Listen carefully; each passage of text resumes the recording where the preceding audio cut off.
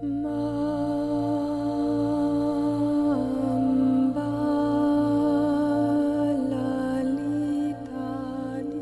here today with my meditation teacher, Ananda Vdovic, who is also an artist, painter, and singer. So welcome, Ananda, and thank you for this interview. Thank you for inviting me. Okay, so for the beginning, I would like to ask you some questions about your background. Mm-hmm. How did you first start to meditate? How did that come? At what age? Can you tell us a little bit about that? Yes. I started to meditate when I was 17 years old.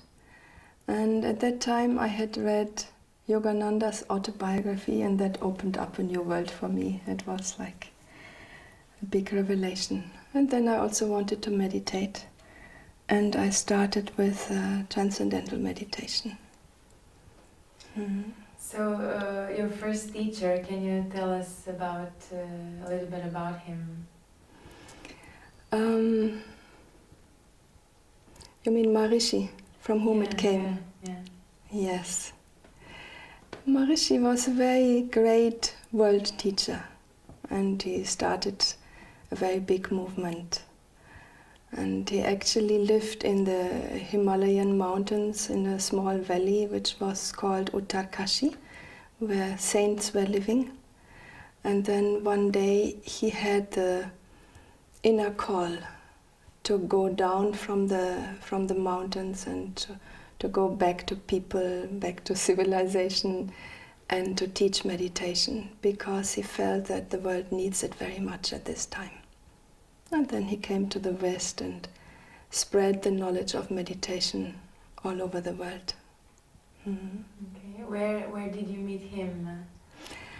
I met him in... So I started in 1970, and I met him 2 years later.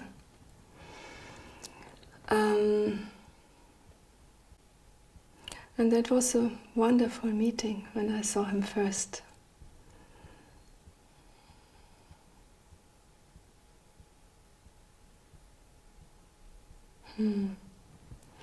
It was like, when I looked into his face and into his eyes, it was like time stopped, and there was just this one eternal moment.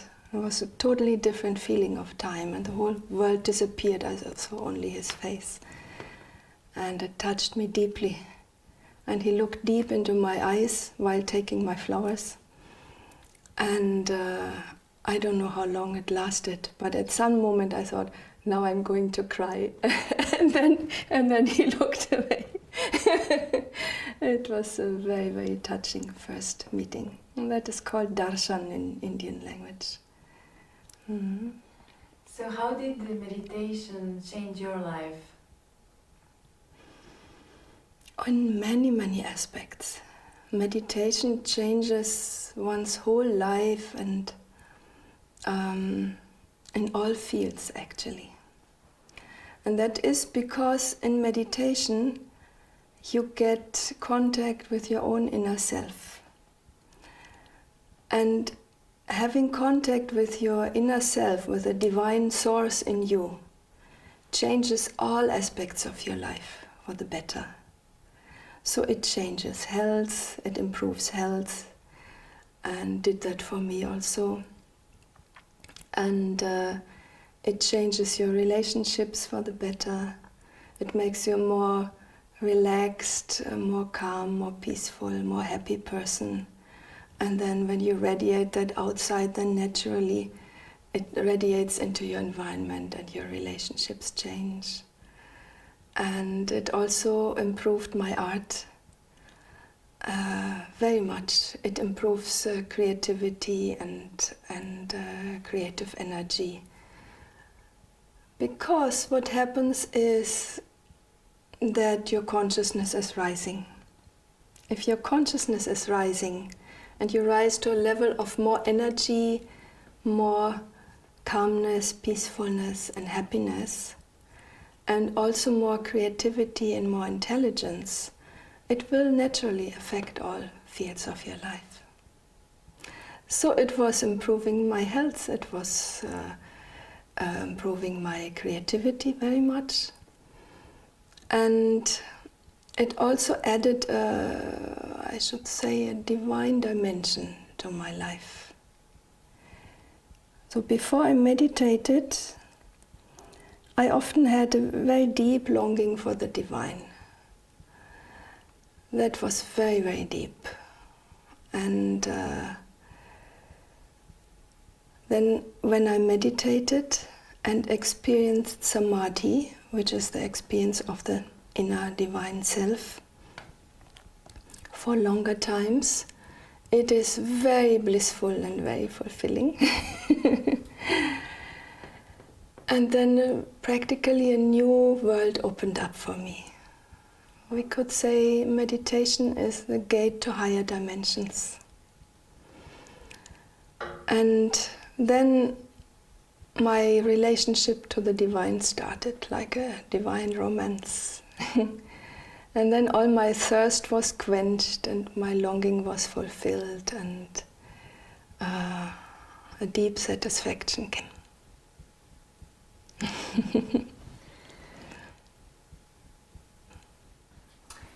Can you maybe share with us some of your experiences from the very beginning when you started to meditate, maybe, or your first samadhi, or if you want to share with us? Mm-hmm. So when I started to meditate, already very soon after 1 or 2 months, I fell into deep samadhis, and sometimes I didn't come out before half an hour, 1 hour, or 2, 3 hours.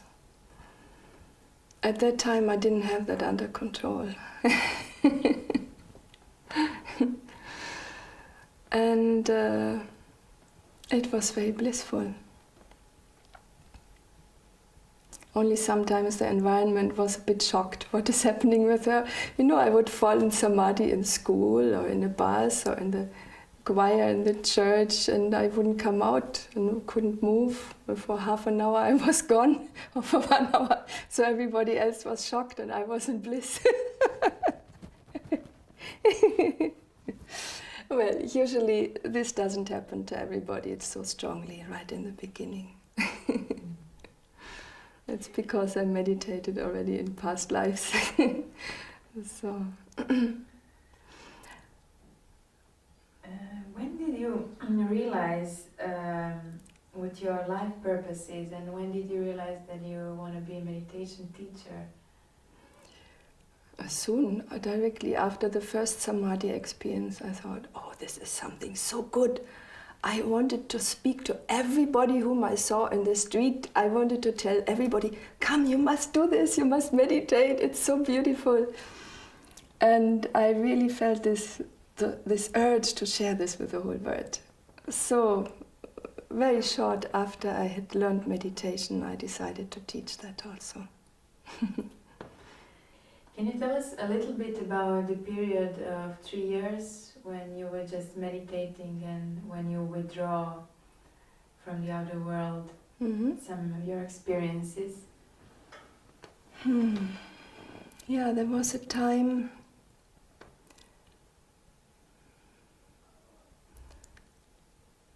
when the divine experiences became very strong, and when I also had inner contact with my master, Maharishi, so telepathic contact, which he also confirmed on the phone, because people didn't believe it in the beginning. And then I got a phone call with him and he confirmed everything. And at that time, he told me from inside,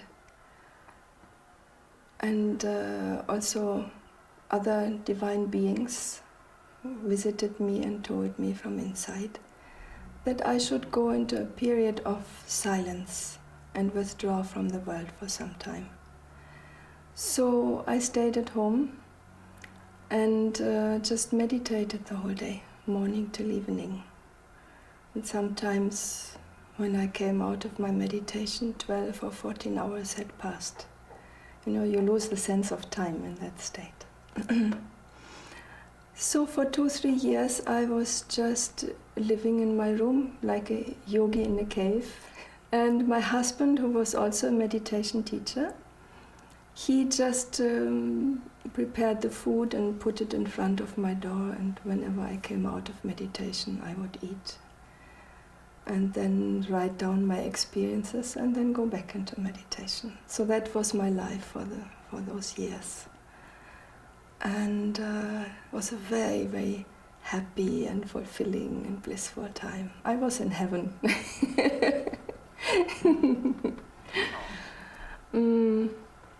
And in those years, so many divine experiences happened. As I said, meditation is a gate to higher dimensions. You know, they open up.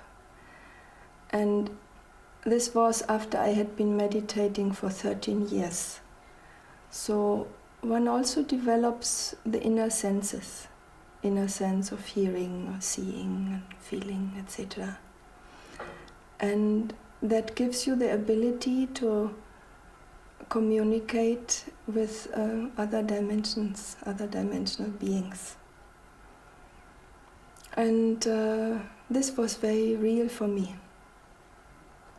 Very real experience, as real as you are sitting in front of me. And that was also confirmed by Maharishi on the phone, that these experiences are real. So different divine beings came to me and gave me blessings or new techniques or answered my questions. And whenever I came out of meditation, I would write it down. So in these 2-3 years, I wrote 7 books of these inner experiences. Now this is quite long ago. In the meantime, it is more than 12 books. But will you publish your books one day? Maybe, if I get the inner call to do that. But it's not yet the time.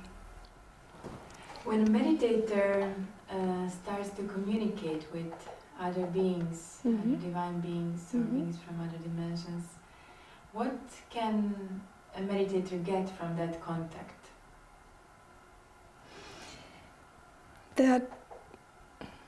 I should say there are 3 things which you get out of such contacts. One is you get more knowledge. They can answer all your questions. They can give you any knowledge, any time, about past, present or future. And but they tell you only what you're supposed to know. So it doesn't mean that you are all-knowing, right?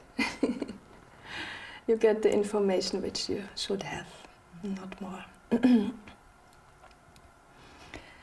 I'm telling that because sometimes people, when they come to me, they think that I know everything about them, about all their past, present and future, and they think I'm omniscient. Well, it's not like that. You can ask anything and you will get the answers and the informations which you should have or which you need to know. So, knowledge, and also new techniques, for instance, new spiritual techniques and exercises. They're also coming from there. And another aspect is that this contact charges you with a very, very high energy and vibration. So they radiate so much divine energy that your whole body is, every cell of the body is vibrant with energy. And that can be very, very strong. And that also leads to healing of the body, of course, whatever needs to be healed. But very high energy means also more happiness. The higher your energy is, the more happy you are. And you can really get into states of bliss and ecstasy. And the third and most fulfilling which you get from such contacts is love. they radiate so much love. So I think there's nothing higher which one can experience in life than the experience of divine love. So to feel that and to experience that again and again, you have kind of a relationship with the divine. It's a beautiful romance. And that is, I can't think of anything higher in life than bhakti or divine love. And I think that every human being at some stage, maybe not in this life, but maybe in some other life, when they are ready, they will experience divine love. And they will, if everybody will have their own sweet relationship with the divine. And that is the most fulfilling. Sometimes people say, so why did you withdraw and live like a yogini or like a mystic withdrawn from the world? Why did you do that? Is it not selfish? Some people have this idea that it's selfish. You are just thinking of your own happiness. Well, it is not selfish, because these experiences which I made in those years, and also the higher vibration which my body could contain, and also the ecstasies which I experienced, one comes out and shares it with the world later. So that enabled me to teach thousands of people later in many different countries. So one needs some time to withdraw and go deep inside, and then from there the bliss comes, the knowledge comes, the love comes, and the energy, and also the urge to share this with people. Okay, so you teach Shakti meditation. Mm-hmm. Can you tell us a little bit about Shakti meditation, who can practice it, what steps one has to take to start practicing, and a little bit about your courses? Good. The Shakti meditation is a meditation technique where we use a mantra for meditation. And this mantra comes from the Vedic tradition of masters. And they have passed on the knowledge about mantras and their effects on the human nervous system since thousands of years. So from that Vedic tradition, of whom also Maharishi was the last master, so one meditates with the mantra, and usually morning and evening about 20 minutes. And everybody who can think can also meditate. Even children can learn. From 10 years, 12 years onwards, they can learn.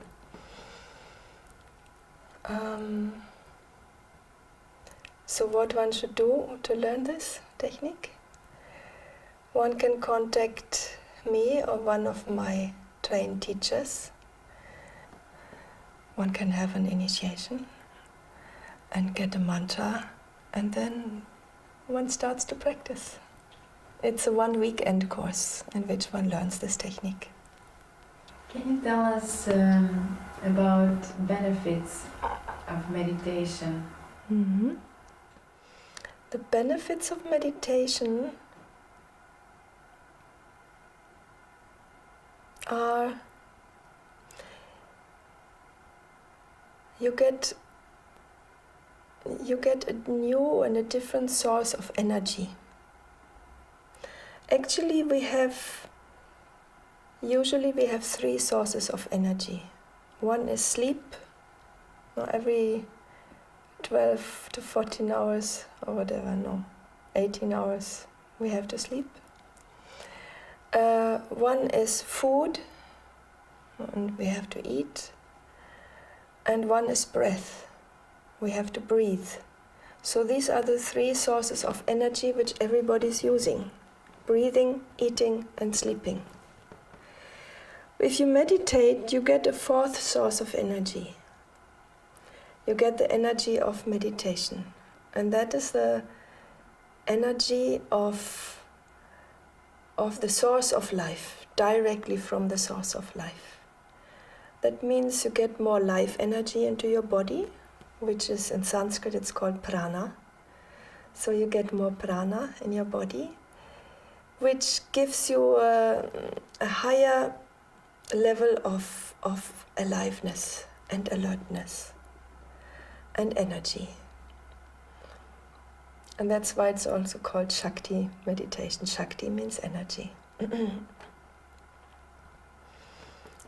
And this energy goes in your body and in your nervous system wherever it is needed most. So it will flow in your body, it will start healing processes wherever it is needed. Should I give you one example of that? Sure. Yeah. So when I started meditation, I had a very bad spine. Scoliosis, and I often had back pains. So this spine was not totally in place. And then when I meditated for some time, so much energy was flowing into my body that my upper body was hurled around like this, very strongly, very fast.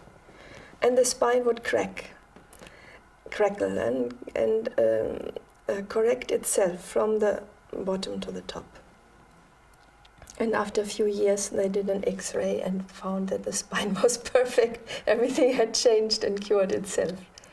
And then no more back pains and all this. So that was quite amazing for me also, that the healing goes even to the grossest structure of our body, the bones. You know.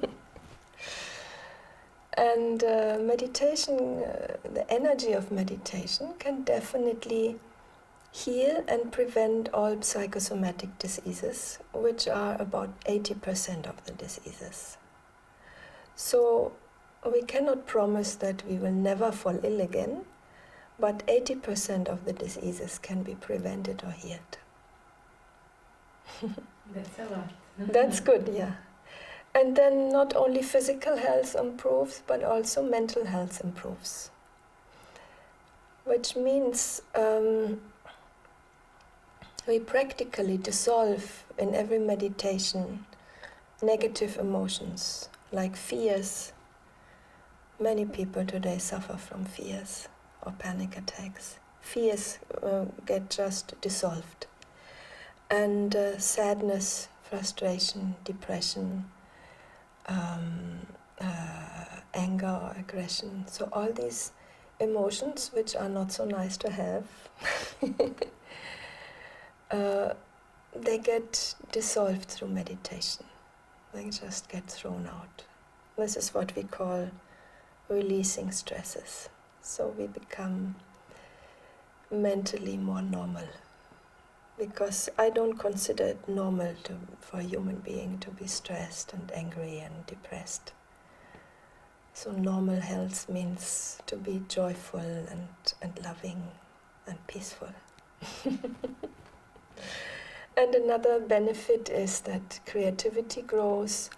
We discover our talents.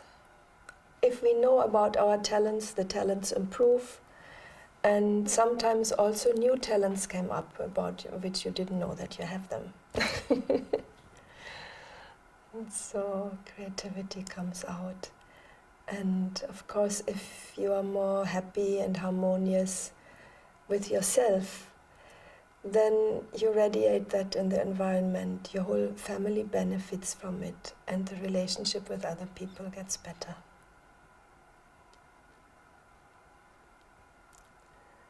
And this is just maybe 1% of the of the benefits.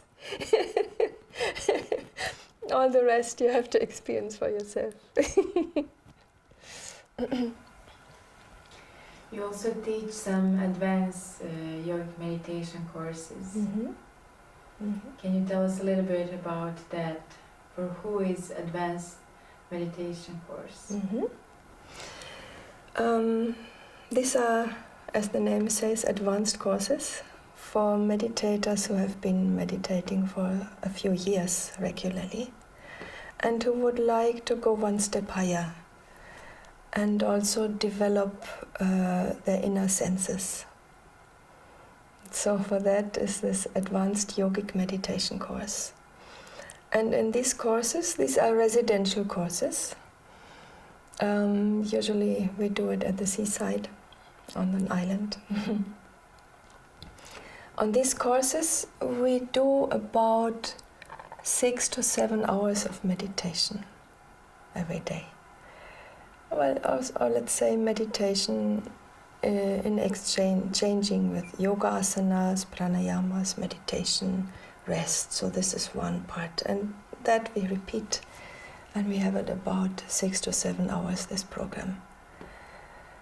So these advanced yogic meditation courses, one can take either 1 week or 4 weeks, whatever the time allows.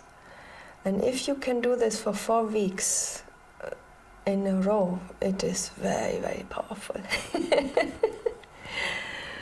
And on these courses I also teach advanced techniques, which are from the Yoga Sutras of Patanjali Yoga Sutras. These are different techniques which develop yogic abilities. And this program is a very powerful program in which people experience higher states of consciousness and samadhis very frequently. So it deepens your experience. And it also opens up, as I said, higher dimensions and higher spiritual experiences. So last time when I was teaching this course, you were also there. And at the end of the course participants said, "Oh, we should call this enlightenment course, isn't it?" Well, I won't call it enlightenment course because that creates too big expectations in people. And one cannot promise anyone, "Oh, you will get enlightenment through this." But one can promise that people who do this course for 3-4 weeks, they will definitely have some glimpses of enlightenment. They will have some experiences of it, some taste of it. You also have a teacher training for people who want to be a meditation teachers. Can you tell us a little bit about that? So, some years ago, the Divine Mother came to me and told me I should start teaching my own programs, my own courses. And I never had this ambition to become a teacher on my own. It was just, she wanted it and then I did it. And she was actually telling me the whole programs which I should teach, and I didn't feel ready for it also. And she made me aware of how much knowledge is there, and practically dictated me the whole structure of my courses, what I should teach. And one of these courses was also teacher training courses. And she also gave this path the name of SHAKTI Yoga. SHAKTI is the name of Divine Mother. And in a bigger context, seeing this in bigger context, this is a time on earth where the divine feminine is getting honored again, is coming up again. And so it is very timely that the Divine Mother comes up with different teachings, not only what I'm teaching. Also many other people are getting inspired by the Divine Mother. And so she wanted to call this SHAKTI Yoga because SHAKTI is one of her names. Shakti means energy or Divine Mother. So the Divine Mother also told me to train teachers. And then we started together practically to set up the program. And I'm quite happy to do that, because I know that there will be a very, very big demand for meditation teachers in the future. You see, 40 years ago when I started teaching, yoga was something very eccentric and very exotic. And when you told anyone I'm teaching yoga and meditation, they thought, oh, what is this, you know? And now yoga is totally in. So many people are doing yoga, and they have noticed that this is very good for health. Same thing is going to happen in this century with meditation. So meditation is going to spread until probably at the end of the century, almost everybody will meditate. So there will be a very big demand for meditation teachers. And I'm quite happy to take care and to help to fulfill this demand. Mm-hmm. That's a good news also for the earth. Yeah. That will change the... how to say that in English? The face, yeah. That will change the face of the earth when people meditate. There will be an age of peace and happiness. So your next course will be on the island of Rab in May. Mm-hmm. For who is actually that course? Who is welcome?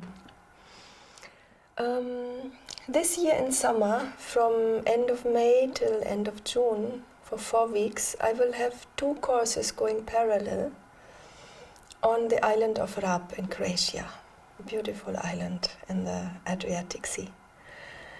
And one course will be advanced yogic meditation course, where people can come who have done a few years of regular meditation. And if they are mentally healthy and physically quite okay, then they can join that and take these advanced techniques. And this is a big upliftment, a big push in evolution for them. And the other course, which will run parallel also, is the teacher training course. And there people, they also do this meditation program together, 6 to 7 hours per day. And these are people who have been meditating since many years, who have had their experience and who feel that they would like to share this knowledge with the world. So they will be trained how to give introductory talks, how to teach meditation, how to do this little ceremony in Sanskrit which we do when we start teaching, and also how to check a person's meditation and help them in their spiritual path. So all this will be learned or taught on this course. Can someone who has been practicing some other meditation techniques come to your courses?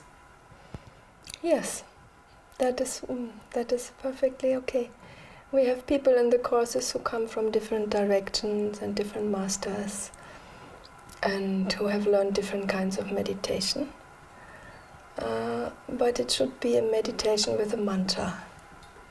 So any meditation regularly at home with a mantra is good for taking these advanced courses or becoming a teacher. So my name is Vera Atlantia. I met Ananda in, I think it was 2014.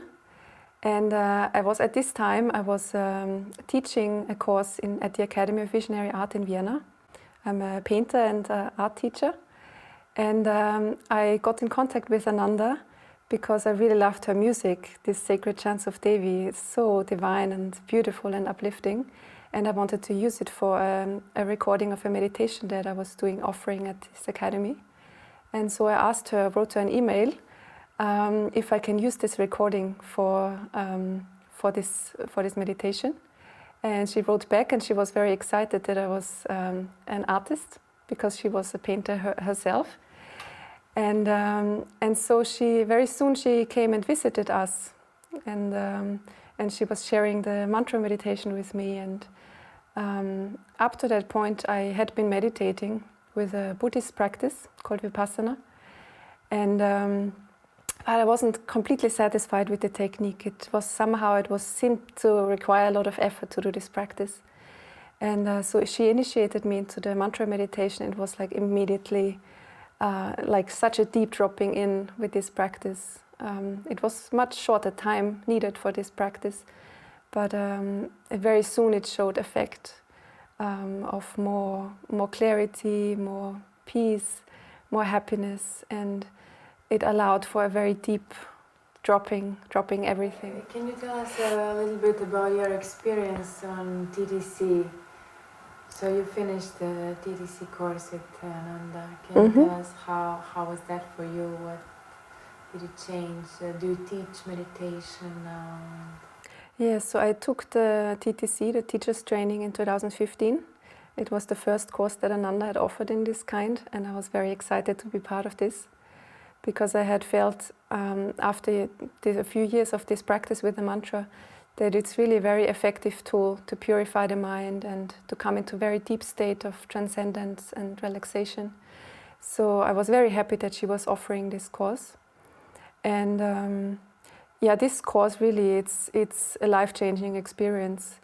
And because for this couple of weeks you are fully immerse yourself in this just meditation and yoga, breathing exercise, and lots of chanting.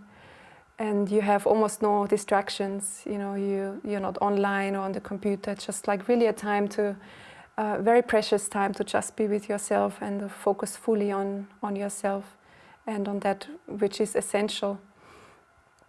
And in Sanskrit there's this beautiful term of sadhana, which means eternal wealth. So all this spiritual practice is like a wealth that stays with you forever. And so this was very, very beautiful and profound time. And actually it was the most fulfilling time spiritually for me up to that point, because you go so deep, and with Ananda's guidance also, which is very professional and divine at the same time, you can go very deep in yourself. And so it was opening up states of transcendence and ecstasy which I had never known before, that it was even possible in our capacity to feel so blissful, and really to enter a state where you are not in your mind, you don't have troubles anymore, you don't have doubts, there's no fear. It's just the purity and silence, purity of mind, which is very, very powerful and beautiful, and a great opportunity to go on this course, because also it clears out a lot of negativity or impurity that we have collected in our life, which is not original to our nature, but through conditioning and certain way of how we are growing up, we are very much conditioned, and our mind functions in a very limited mindset. And a course like this, or meditation in general, it removes these boundaries, and which are actually just imagined. They are not actually existing. But we need this experience to go very deep, and to go beyond all these, beyond the doubts and thoughts and worries, to relax very deeply. And the meditation, it allows us to do that, and to have a time where you focus just on that. It's really priceless, actually. It stays with you the whole life. Do you teach meditation now? Where do you teach? How is that for you? How do you feel teaching Yeah, I started soon after I received this initiation. I gave courses in different countries. Actually, wherever I go, I travel a bit, and wherever I go, I offer a course. And so I've done courses in Australia, in Belgium, in Vienna, different places. So yeah, I also have a website where I always post my courses, and so the meditation is one part, but I also give chanting circles. So where you just sing the holy name and you sing praises and gratitude. And this was also a very big part of the course of the TTC, where every evening we come together and we sing. And it's just amazing how it works so immediately and so directly. You don't need a long practice or years of meditation to feel a difference. You just sing, for one evening, sing mantras and bhajans, and you feel immediately it's uplifting your consciousness. It brings the awareness to a more pure place, which is unburdened and divine. And it works immediately, that one comes into a state that is more free and more blissful and peaceful, more ecstatic. Yes. Yeah, on the TTC there happened many beautiful experiences. Generally it was really an atmosphere of it was very light. The whole atmosphere was very light and beautiful. And there happened many divine things. For example, certain divine beings would enter the space and we would all feel them. And one day we were chanting a mantra, and Ananda just got up from her seat, and she was, as often we saw her in a state of divine intoxication, where you feel like there is a presence in her, some higher energy working through her. And so she got up and she was very inward, but she came up to everyone and she embraced every one of us. And like in this embrace, it's something opened up inside me, and I felt it also happen in all the other ones, that some divine intoxication happened, and we all got so blissful just from this energy that was present. And I remember we ended up all lying on the floor, we were laughing, and it was really something I had never experienced in that extent.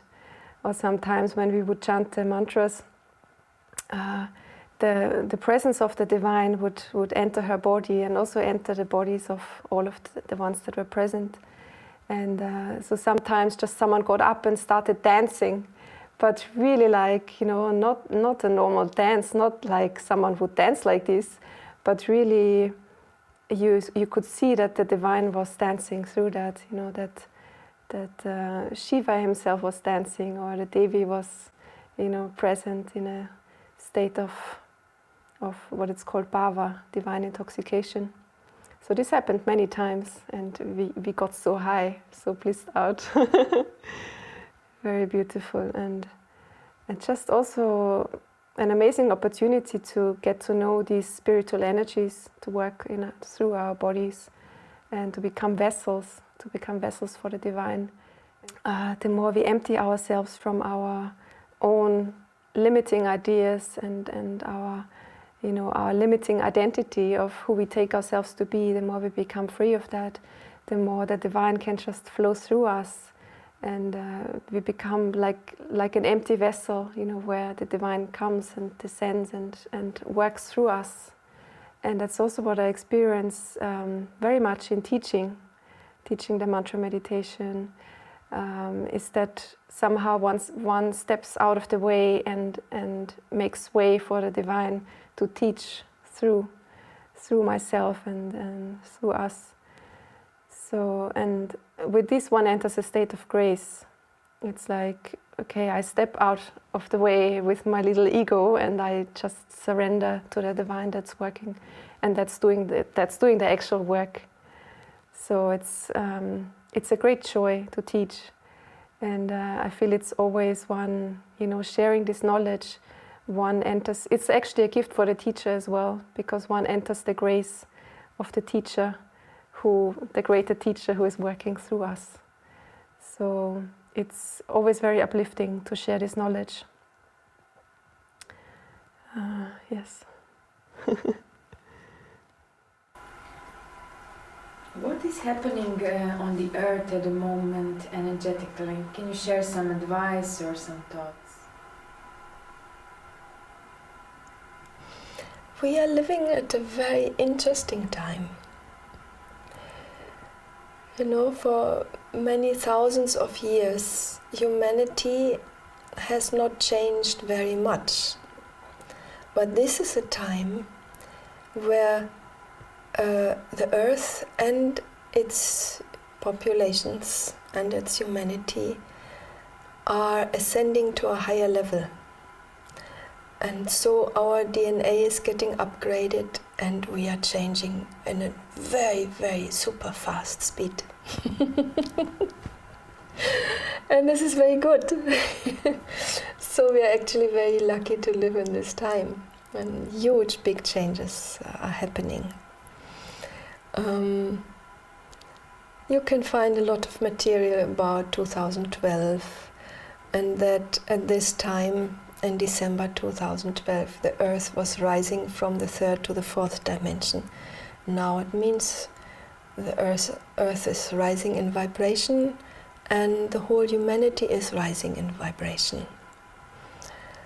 And that means a new age is going to come. We are just at the beginning, at the verge of a new age, in which peace and prosperity will be on the earth, and spirituality. Maharishi spoke about this age and called it the age of enlightenment. He said, we are at the dawn of the age of enlightenment. But such a shift of times is also always a very delicate time in the life of a planet and its beings. A very, very, very delicate time. Anything could happen. A lot of changes are happening. So it needs a lot of divine support. That's why many divine beings have come and are spreading spirituality all over the world to help humanity rise up.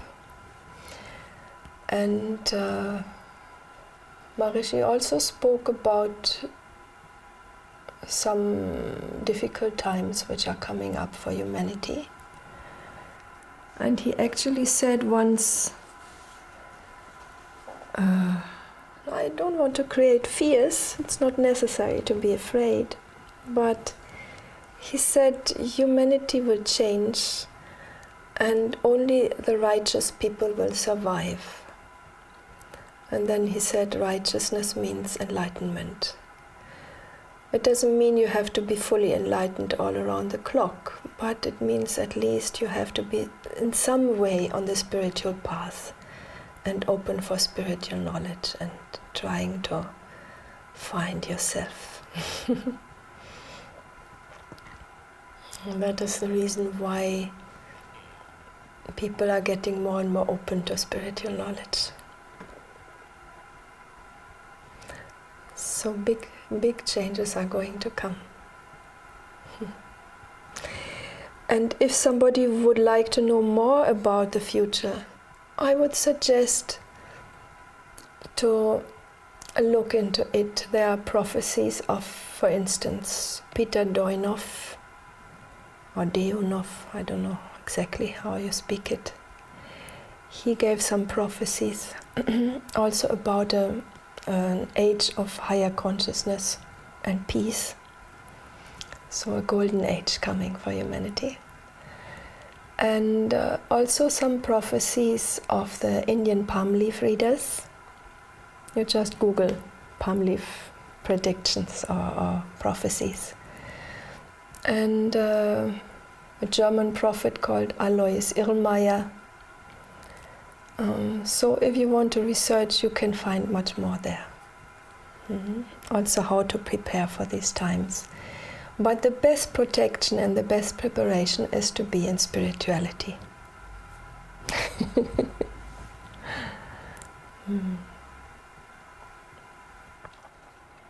So you're also an artist. Can you tell us a little bit about your paintings, about your path as an artist? When did you start painting? Who do you paint the most? What do you paint the most? That is one of my favorite subjects also. When I was 5 years old, I mean, every child paints and does some, expresses its creativity. And often later on this gets neglected. But when I was 5, I told my parents I want to become an artist. And I always had this feeling inside that actually I'm a very good artist. That was totally natural for me. And so I painted like an adult at that time. I was a child prodigy. And then much later, after many years of meditation, I did one process which is called eternity process, in which you remember your past lives. And there one lifetime as a painter came up, a Renaissance painter in Italy. So that was always part of my nature to paint. And I paint what I enjoy most. And I think every painter does that. Every painter paints what they express, what they love most. So whatever you love most, you paint that. And I started first with Madonna paintings. And this is like a continuation of what I did in the 15th century in Italy. I was a famous Madonna painter. Sometimes it was quite interesting that other artists saw my paintings and said, "Oh, this looks like from this painter in Italy," Renaissance painter. So they recognized that similarity. And later on, I got more and more interested also in Vedic philosophy and Indian culture, and then also the experiences with the gods and goddesses and divine beings happened. Then I painted them. So according to my visions, I'm painting that. Can you tell us maybe one of your experiences while painting the divine? When I painted this Divine Mother, she is called SHAKTI Devi or Para SHAKTI Devi, means the highest, the one Divine Mother which contains in her all the Divine Feminine, all the forms of Divine Mother. So at that time I was in India, in an ashram from Art of Living, and my guru, Sri Ravi Shankar, at that time, he had asked me to paint the Divine Mother in all her forms, all in one. So I did this painting according to his commission. And while I was painting her, I had inner contact with her, and she was practically dictating me the whole painting. She was telling me when to start, when to stop during the day, what I should paint today and how to do it. And her presence in the room was very strongly felt. Sometimes people came in while I painted and they just fell on their knees and started to cry because her presence was so strong. And this happens to me also sometimes when I paint.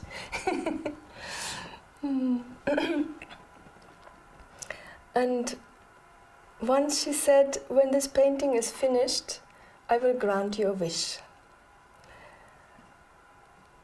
And at the end of the painting, when it was finished, she said, okay, now it is done. What is your wish? So I told her my wish, and it got fulfilled. And then she said, whoever prays to me in this form, I will grant their wishes, if it is good for them. So I also call her the wish-fulfilling Devi. So some people who have this painting or this print in their home, they also told me afterwards that some of their wishes got fulfilled. And what is the effect of having one of your paintings at home? At home. Yeah, generally, whatever paintings we have at home, these become our impressions. Whatever we see become our impressions. Whatever videos you see of films, movies you watch, these become your impressions. And the paintings which you have at home also are impressions which go into your subconscious and also into your mind. And your impressions form your future. They form your mind, your thoughts, your feelings, and your future. Because of that, it is very, very important what kind of paintings you have at home or what kind of pictures you have on the walls. Because that influences your future.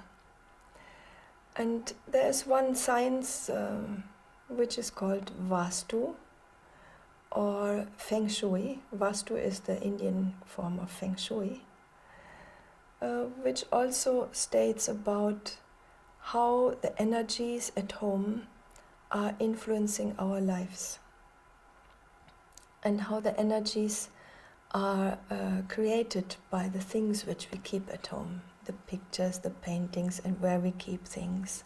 It's a whole science. So according to Vastu or Feng Shui, it is very good to have beautiful, uplifting and divine paintings at home. Everything which uplifts your consciousness, which makes you happy. No negative or destructive scenes. So in that sense it is very important because it influences your well-being and it influences your impressions and forms your future also. Can you tell us what Akshatapas is?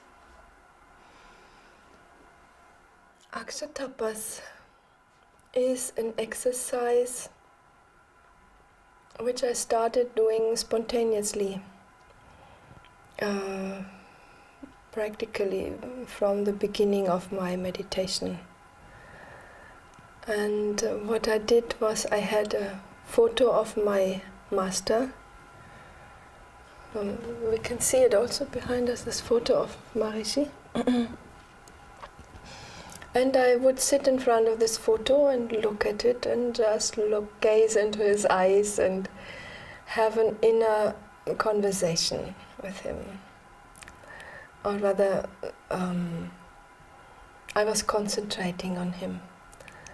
And I would just spontaneously tell him everything which came to my mind.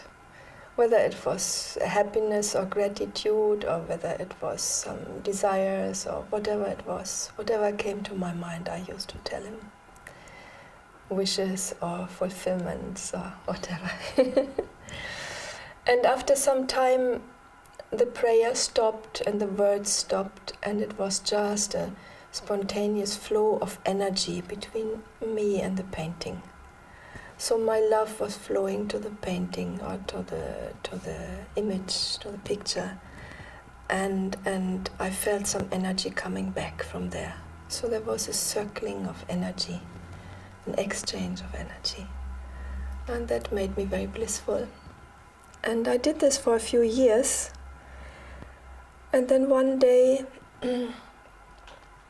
when I had this kind of inner conversation or prayer, we can say, one day he answered back. Now this sounds very strange for some people, but it is nothing else than telepathy. And at that time, some people thought that I've gone mentally crazy. And I said, okay, so the only one who can decide whether this inner contact is real or not is Maharishi himself, so we have to ask him. And then my husband and I, both of us, we got a phone call with Maharishi where he confirmed everything. He confirmed my inner contact with him and also the experiences with the higher beings, the gods and goddesses or angels, however you want to call it. And afterwards he told some people there is a new experience in the movement which will bring about a new era for mankind.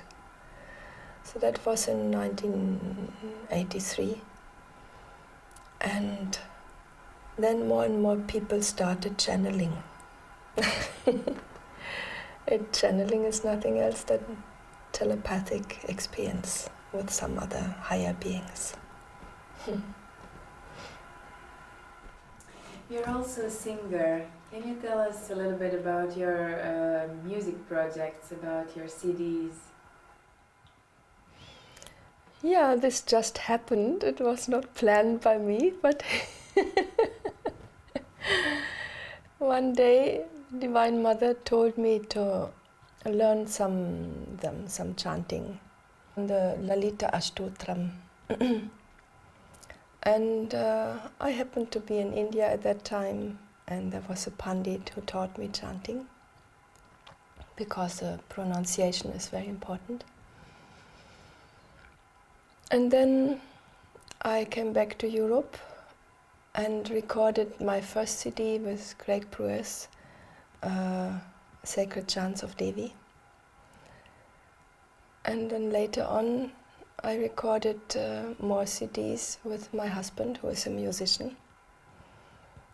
And what came out was Durga mantras for protection and mantras for a happy life. And now we are working on another CD.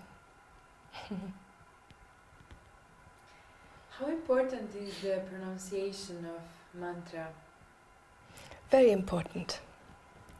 Because in Sanskrit, the sound and the meaning are identical. And if you make some pronunciation mistakes, or even the emphasis is on the wrong syllable, then the meaning changes. So it's very important to pronounce it correctly. But you also teach people chanting on your courses, right? Yes, I have one course which is for mantra chanting. So there are mantras for meditation and there are mantras for chanting. And in these courses for chanting mantras, we learn different mantras for different purposes. Mantras for success, mantras for health, mantras for wealth, mantras for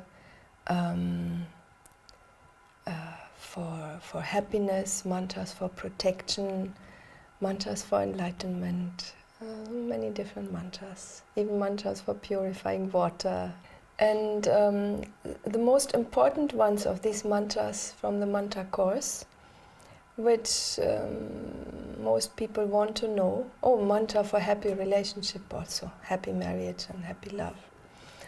So these most important ones we have put on this one new CD, which is called Mantras for a Happy Life.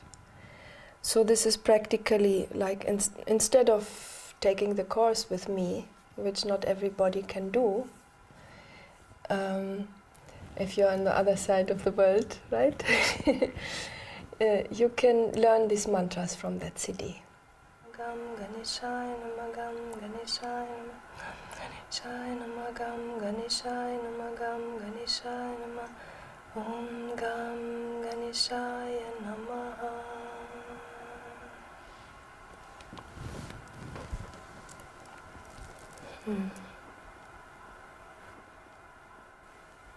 That was the Ganesha mantra for success. So if you want to have success in anything, you can chant that. Thank you very much for this interview. I hope that you enjoyed Yes, very as much. as I did. Thank you, Barbara. And yes, I enjoyed it. And we will meet again on the teacher training course on the RAP. Hmm? Yes. Jai Gurudev. Jai Gurudev.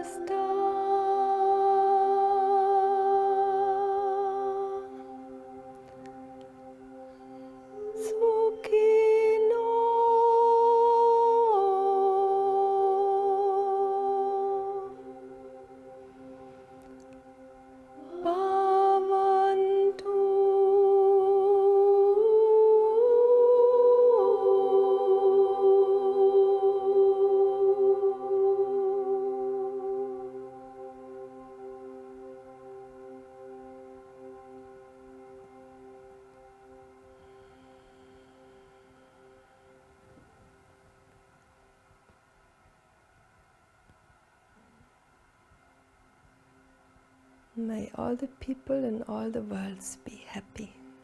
That is the meaning.